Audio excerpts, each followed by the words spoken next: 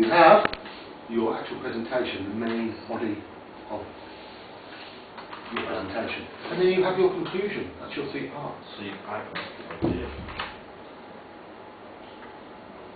Start telling a joke or funny story in the introduction. So now it's all meaning. Very risky. It's very very hard to tell a right proper joke. You do need to be very experienced to be able to say something entertaining or funny. And as well, because you'll be speaking in English to Japanese. And number 5, thank the audience. Yes. What?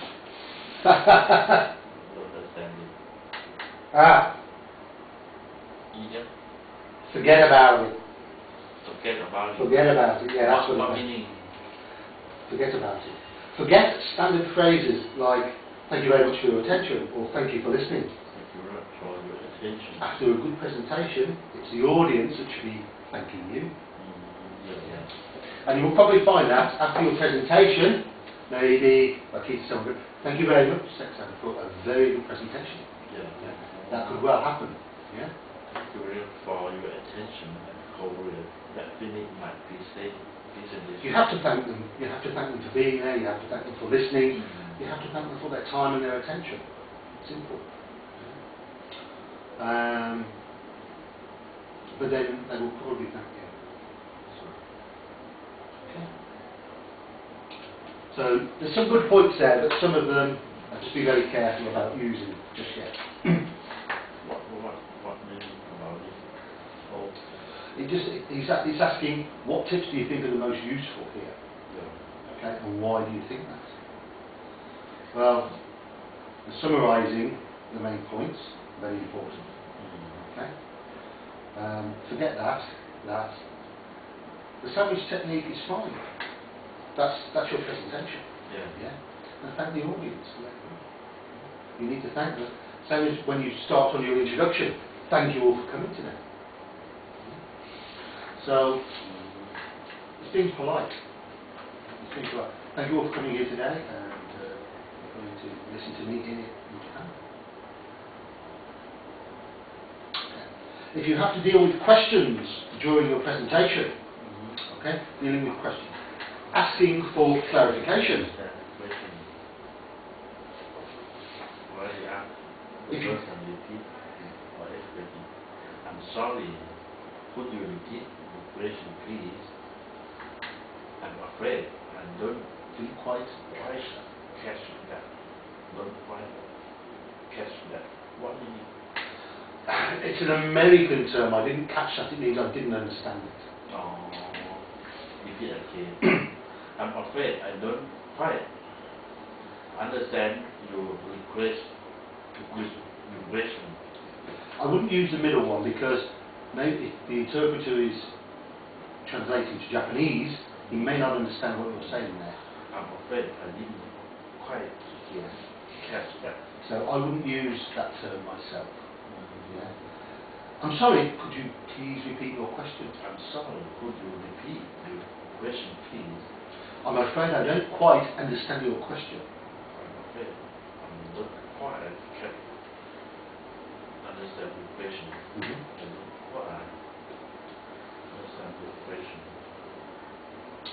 Sometimes you may not want to answer a question, or perhaps you don't know the answer. Perhaps because it's the wrong time for it, or question is irrelevant. It's not.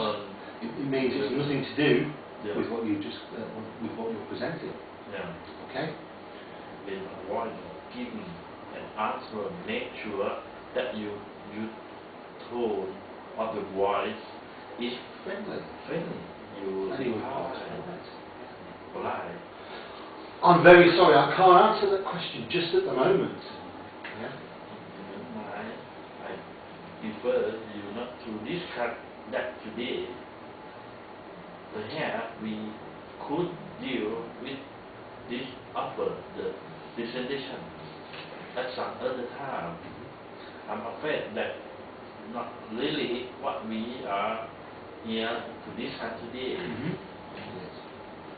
So, don't forget you're in charge of the presentation. Okay?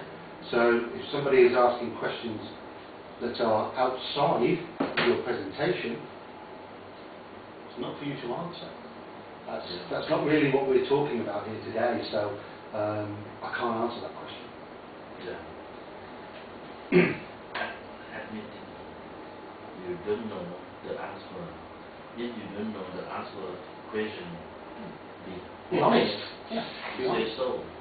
Offer or find out or name person who can answer the question. Sorry, that's not my field. That I'm sure either both form shall could answer your question. I'm afraid I don't know the answer to your question, but I will try to find out for you. And I'm afraid I don't have that information with me, but if you leave it with me, I will find out for you. Yeah? That's all you have to say. I don't have that information, so I don't know. I'm afraid I'm not in a position to answer that. Perhaps Maria could help. If you have somebody who could answer the question, fine, let them answer it. But as you're probably you're head of the team, I don't think any of your colleagues could probably answer it. So the best way is just say, I'm sorry, but I cannot answer that question at the moment. I do not have the information. But if you leave it with me, I will find out. Straightforward and honest.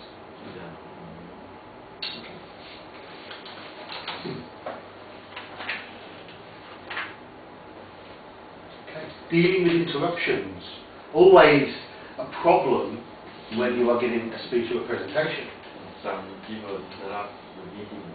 Sometimes you may be asked questions during the presentation, even if you have asked the audience to do it.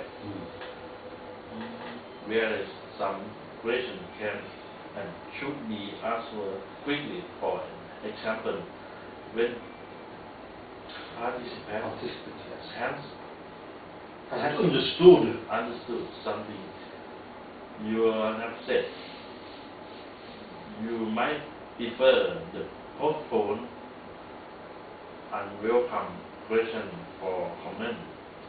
If you don't mind, I will deal with the question late in my presentation. Can we get back to that a bit late? Would you mind waiting with your question until the question and answer session at the end? Don't forget you're in charge of the presentation. You've told them when they can ask questions. Yeah, at the end of each section. It's only a couple of minutes. Yeah, so they can hold a question for a couple of minutes.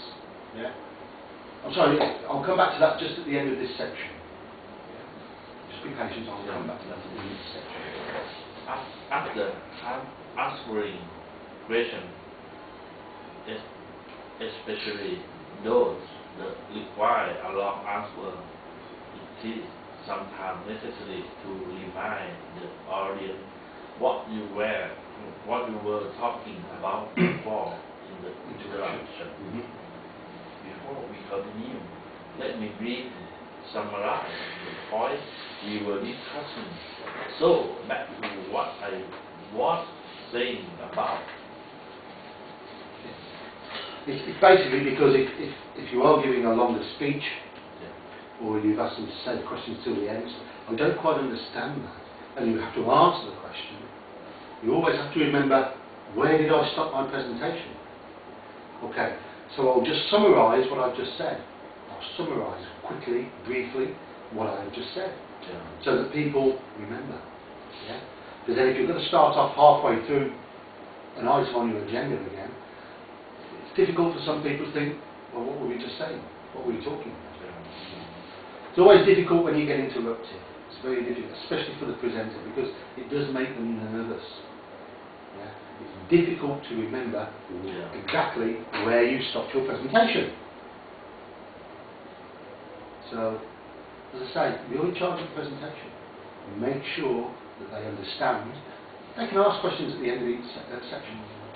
Okay.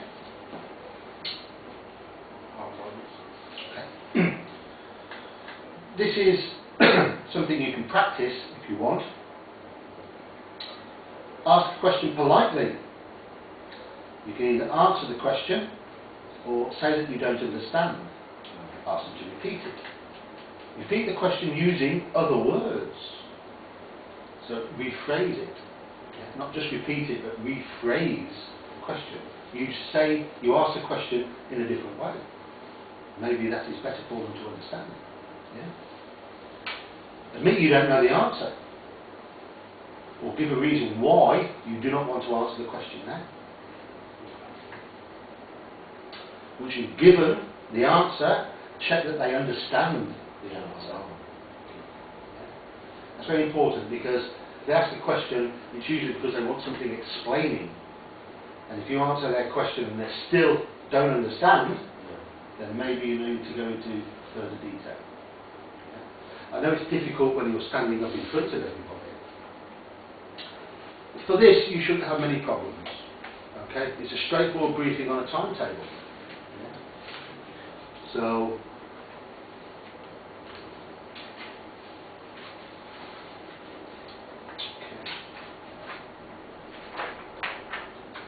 so there's some key points there to have a look at and remember.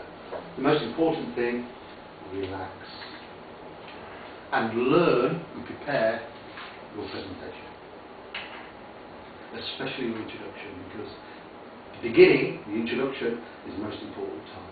So you want to be able to be looking at your audience, speaking to them all, welcoming them there, introducing yourself, in your case introducing your team, giving them an idea of what the speech is about, what the presentation is about. My agenda is in 5 points. This is what we're going to be covering. Another way about COVID, I can buy some Thai book. They talking about presentations by many techniques. Help me to improve. I'm teaching you the Western way. Yeah. And that's probably a little bit different to the Thai way. Same as when I teach people about interviews, I give them the Western way. The Thai way is also a little bit different for interviews. So there's always good pointers in there. Things using your voice, using your hands, hand gestures, body language should still be the same. Stressing key words, the outline and the shape of your presentation, how to deliver it, should all be the same. But I like using the American way because American way is big business. And it's pretty much used all over the world now. So I do like using the American way. But for me, I like it for Joy German Japan company because they have translated. Good lucky, but for me, language English language to drop. Well, don't forget, depending on how your interpreter is going to speak, if he does it simultaneously to you speaking, okay, you will need to speak slower, much slower, and give him a chance to say or repeat in Japanese what you're saying. If he's going to wait till you finish a sentence, then that is going to extend your presentation a little bit.